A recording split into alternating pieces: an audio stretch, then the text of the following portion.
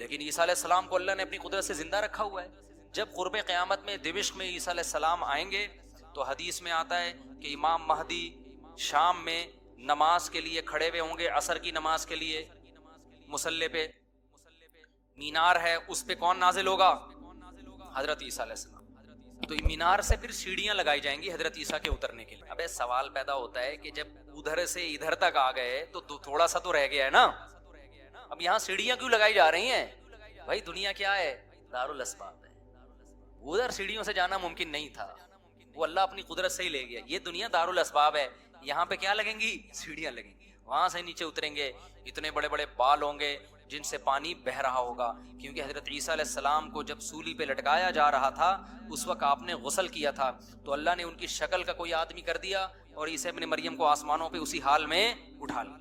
اور قرب قیامت میں جب نازل ہوں گے تو عصابۃ تغزو مع عیسیٰ ابن مریم، نبی نے فرمایا میری اس امت کے لیے جنت کی ضمانت ہے جو عیسیٰ ابن مریم کے ساتھ مل کے جہاد کرے. حضرت عیسیٰ نے آتے ہی کیا کرنا ہے؟ جہاد کرنا ہے. تو اور پھر ایسا جہاد ہوگا اما الاسلام و اما السیف، یا تو اسلام ہے یا تلوار ہے، بیچ کا کوئی راستہ نہیں ہے. اور تقاتلون الیہود، سب سے پہلے لڑائی کس سے ہوگی؟ یہود سے ہوگی، عیسیٰ ابن مریم کی، کیونکہ یہود نے آپ کو قتل کرنے کی کوشش کی تھی، تو اللہ تعالیٰ عیسیٰ ابن مریم ہی کے ذریعے ان سے انتقام لیں گے. خیر اب ایسا نہ ہو کل کوئی امام مہدی آ جائے. آج کل مارکیٹ میں امام مہدی کے نام پہ منجن، ہر تھوڑے دن میں کوئی مہدی. میرے والد صاحب ایک واقعہ بتایا کرتے تھے، ہماری محلے کی مسجد میں نا ایک آدمی بہت نیک تھا، عبادت کرتے کرتے نا اس کی کھوپڑی گھوم گئی اوپر سے. بعض لوگ بہت زیادہ عبادت کرتے ہیں، دماغ خشک ہو جاتا ہے، خوراک ہوتی نہیں ہے، ہنسی مزاح کی کوئی بات ہی نہیں ہوتی، تو اوپر سے سیٹنگ کیا ہو جاتی ہے؟ آؤٹ. تو اس کی سیٹنگ آؤٹ ہو گئی. برا نہیں تھا وہ، میرے والد صاحب کے پاس آیا، کہنے لگا، میرے والد صاحب کو لوگ حافظ صاحب کہتے تھے، حافظ صاحب ایک بات آپ سے کرنا چاہتا ہوں، آپ ذرا نیک آدمی لگ رہے ہیں، صرف آپ سے کروں گا، کسی اور سے نہیں. والد صاحب نے کہا کیا؟ کہتے ہیں مجھے نا کچھ الہامات ہو رہے ہیں کہ امام مہدی میں ہی. والد صاحب ہمیں یہ واقعہ سنا رہے تھے، کہتے ہیں کہ میں نے اس سے کہا کہ بس مجھے بتا دیا، میرے علاوہ کسی کو قطعاً نہیں بتانا، ورنہ حالات کا میں ذمہ دار، کوئی بھی پیل دے گا. صحیح ہے نا؟ تو بس یہ مجھے بتا دیا نا، بس یہ ہم دونوں کے راز کی بات ہے اور اللہ کو پتا ہے، کسی تیسرے کو بتانے کی بالکل بھی ضرورت نہیں. پھر والد صاحب نے اس کو بولا بھائی تو تھوڑا سا وظائف نہ کم کر دے، تھوڑا سا نارمل لائف میں آ جائے، انسان کا بچہ بن جا، تیری کھوپڑی کیا ہو رہی ہے سیٹنگ. تو بہت سے امام مہدی اس چکر میں بنے ہیں، ہوتے نہیں ہیں. تو جب امام مہدی نے آنا ہوگا نا تو سب سے پہلی بات یہ کہ وہ مہدی ہونے کا دعویٰ نہیں کریں گے، ان کو لوگ کہیں گے کہ آپ مہدی ہیں. ان میں علامتیں دیکھ کے علماء ان سے خود کہیں گے، سارے پیچھے پڑ جائیں گے کہ آپ مہدی ہو. سمجھتے ہو کہ نہیں سمجھتے ہو؟ جو خود سے مہدی ہونے کا دعویٰ کرے وہ تو مہدی ہو ہی نہیں سکتا. اور جب امام مہدی ہوں گے تو عیسیٰ ابن مریم نازل ہوں گے.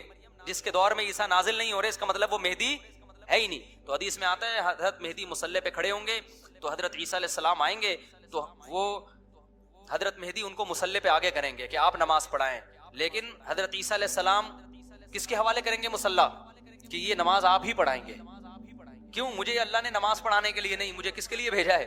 جہاد کرنے کے لیے بھیجا ہے. میں تلوار لے کے لڑائی کروں گا، یاجوج ماجوج کو قتل کریں گے. اب یاجوج ماجوج کہاں ہیں اس کے بارے میں کوئی صحیح بات ہمارے علم میں نہیں ہے. ویسے بھی اگر ہمیں پتہ چل جائے کہاں ہیں تو وہ دریافت ہو جائیں گے نا. اور قرآن کہتے ہیں قرب قیامت سے پہلے وہ دریافت بولو نہیں ہو سکتے. تو اللہ نے چھپا دیا ہے، ان کو چھپا دیا ہے. تو چھپایا ہے اس لیے کہ پہلے نہ پتہ چلے کدھر. کچھ لوگ کہتے ہیں یہ چائنیز ہیں، کوئی بھروسہ نہیں ہے، ویسے لگتا ہے کہ شاید ہوں، کیونکہ وہ جو ذوالقرنین نے دیوار بنائی تھی نا، سیسا پلائی ہوئی، اور پہاڑوں کے پیچھے دھکیل دیا تھا، اور پھر بڑی تعداد ہو گئی ان کی، حدیث سے پتہ چلتا ہے شاید وہ، لیکن بہرحال کوئی یقینی بات نہیں ہے. تو یاجوج ماجوج ایک بڑی طاقتور قوم ہوگی جس کو حضرت ذوالقرنین نے سورہ کہف میں اس کا بھی تذکرہ ہے، پہاڑوں کو بند کر کے ان کو دھکیل دیا، کہیں چھپا دیا. ان نکلیں گے اور پھر دنیا میں تباہی مچائیں گے. اور پھر ان کو کون قتل کرے گا؟ حضرت عیسیٰ علیہ السلام. تو وہ ابھی نہیں نکلیں گے، جب نکلیں گے تو ان کا باقی وہ کچھ کہتے ہیں مریخ میں ہیں، کچھ کہتے ہیں کہاں ہیں، ہمیں نہیں پتہ کہاں ہیں. بہرحال بظاہر تو لگتا ہے زمین میں ہی ہے، کیونکہ ذوالقرنین جو گئے تھے مشرق اور مغرب شمال جنوب کا انہوں نے سفر کیا، اسی زمین میں کیا تھا سفر. تو واللہ اعلم. ہمیں بس اجمالی طور پر ان چیزوں پہ ایمان لانا ضروری ہے. ان کی ڈیٹیل ہمیں بتائی نہیں گئی ہے تو ہمیں ڈیٹیل میں جانے کی اجازت نہیں. باقی قیاس آرائیاں ہوتی ہیں، صحیح بھی ہو سکتی ہیں، غلط بھی ہو سکتی ہیں. اچھا تو میں یہ عرض کر رہا تھا کہ 309 سال وہ سوئے ہیں. وَنُقَلِّبُهُمْ ذَاتَ الْيَمِينِ وَذَاتَ الشِّمَالِ، اللہ کہتے ہیں ہم ان کو پلٹتے تھے، اب ادھر کو کروٹ لے کے. وَكَذَلِكَ بَعَثْنَاهُمْ، 309 سال کے بعد ان کو اللہ نے جگایا. پوری حکومت بدل گئی، پوری حکومت کا تختہ پلٹ گیا. اب جب 309 سال کے بعد اٹھے ہیں تو پیٹ کمر سے چپکا ہوا ہے، ٹھیک ہے نا، بھوک لگ رہی ہے ٹائٹ والی، تو کیا کہتے ہیں؟ کم لبستم، پہلے آپس میں کہنے لگے ہم کتنا سوئے ہیں، ہم کتنا سوئے؟ ایک نے کہا لبثنا یومن او بعض یوم، یا تو پورا دن سوئے ہیں، کیونکہ سورج جب ہم سوئے تھے تو یہاں تھا، اب یہاں ہیں، لیکن جب یہاں ہیں تو اس کا مطلب پورا دن تو نہیں سوئے ہم، پورا چکر تو ہو جانا چاہیے تھا نا۔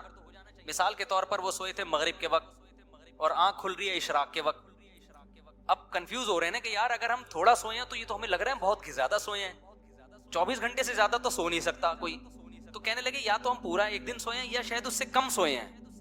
کم سونے پر یہ اعتراض ہو رہا ہے کہ نیند تو بڑی شاندار طریقے سے پوری ہوئی ہے، 4-6 گھنٹے میں ایسی ہوتی نہیں ہے، اور اگر زیادہ سوئے ہیں تو سورج جب ہم سوئے تھے وہ یہاں تھا، اب یہاں ہے، تو یہ تو 24 گھنٹے بھی پورے نہیں ہوئے، کیونکہ ان کا کیا خیال ہے کہ یہ 300 دفعہ پلٹ کے سورج آ چکا ہے۔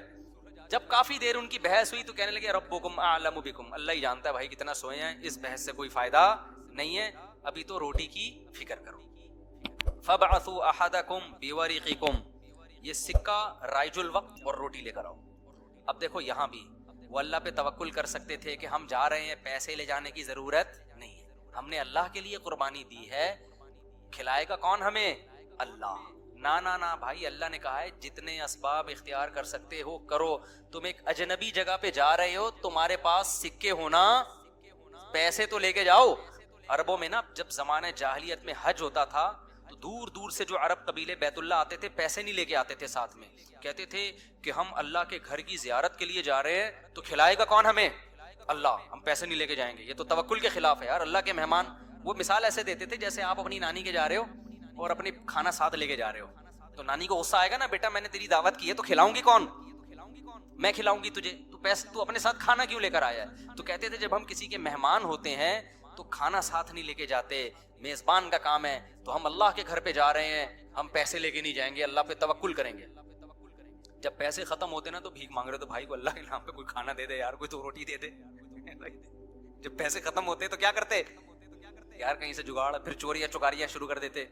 تو قرآن میں اللہ نے آیت نے نازل کی وَتَزَوَّدُوا، جب حج کے لیے جاؤ تو زاد راہ لے کے جاؤ، پیسے لے کے جاؤ، کیوں؟ فَإِنَّ خَيْرَ الزَّادِ التَّقْوَىٰ، سب سے بہترین زاد راہ تقوی ہے، وہ توکل جو تمہیں بھکاری بنا دے، گناہگار، کیونکہ بھکاری پن یہ تقوی کے خلاف ہے، تو پہلے تقوی کی فکر کرو کہ لوگوں کے سامنے ہاتھ نہ پھیلانے پڑے۔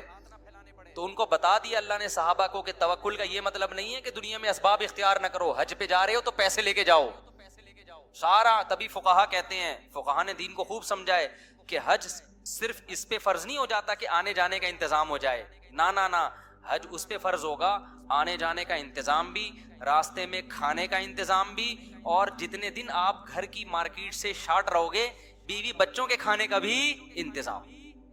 آپ کا حج کا آ گیا بھائی، آپ نے کہا میرا جہاز کا ٹکٹ بھی ہو گیا، ہوٹل کا کرایہ بھی ہو گیا، کھانے پینے کا انتظام بھی ہو گیا، نکل گئے 40 دن کے لیے، بچے کہہ رہے ہیں ابا مارکیٹ سے کیا ہو گیا، ابا ہم کیا کھائیں یہاں پہ؟ تو ابا کہہ رہا ہے بیٹا میرے لیے چونکہ آنے جانے کا پراپر انتظام ہو گیا تھا تو مجھ پہ حج فرض ہو گیا ہے، کیونکہ اللہ نے کہا ہے جس میں استطاعت ہے حج فرض ہے، تو مجھ میں استطاعت تھی حج فرض ہے۔ تو بچے کہیں گے ہمارا کیا قصور ہے؟ اس لیے علماء نے بیان کیا کہ استطاعت میں یہ بھی داخل ہے کہ آپ کا بھی اور جن کی آپ کفالت کر رہے ہو، جو آپ کی شرعاً ذمہ داری ہے، ان کا بھی انتظام ہو۔ سمجھتے ہو کہ نہیں سمجھتے ہو؟ تو انہوں نے اپنے ساتھ سکے لے کے گئے ہوئے تھے، وہ سکہ رائج الوقت، جب نکاح ہوتا ہے نا تو سکہ رائج الوقت، میں نے سکہ رائج الوقت میں آپ کا نکاح فلاں، میں یہ لفظ نکال دیا ہے، اتنے پیسوں میں کرایا ہم نے، کیونکہ رائج الوقت ہی سکے چلیں گے نا، یہاں نکاح میں ڈالر تھوڑی دیں گے۔ کبھی خربوزہ خریدتے ہوئے کہا کہ سکہ رائج الوقت کے مطابق یہ خربوزہ کتنے روپے کلو ہے، جیسے وہاں سیدھا سیدھا بولتے ہو بھائی خربوزہ کتنے روپے کلو ہے، تو مہر میں بھی وہی ہے، جب پاکستان میں شادی ہو رہی ہے تو پاکستانی روپے میں ہی ہوگی، اس میں الگ سے سکہ رائج الوقت بتانے کی ضرورت نہیں، لوگ کہہ رہے تو سکہ رائج الوقت کے مطابق، تو وہاں سے میری زبان پہ یہ آیا ہے۔ تو انہوں نے کہا بھائی یہ سکہ رائج الوقت ہے، اس کو لے کے جاؤ اور کھانے پینے کا انتظام کرو، وَلْيَتَلَطَّفْ، چپکے سے جانا، وَلَا يُشْعِرَنَّ بِكُمْ أَحَدًا، کسی کو تمہارے بارے میں پتہ نہ چلے، ایسے منہ لپیٹ کے نا چھپڑ میں جانا اور روٹی لے کے چھپڑ میں واپس آ جانا۔ اس سے بھی پتہ چل رہا ہے کہ وہ اپنی حفاظت کا پورا انتظام کر رہے ہیں، پھر اللہ پہ توکل کر رہے ہیں۔ کتا بھی ساتھ لے کے جا رہے ہیں تاکہ اجنبی لوگوں سے ہماری حفاظت ہو، یہ بھی پورا انتظام. اور اس کے بعد بھی ایک بندے کو بھیج رہے ہیں بھائی لپٹ کے جانا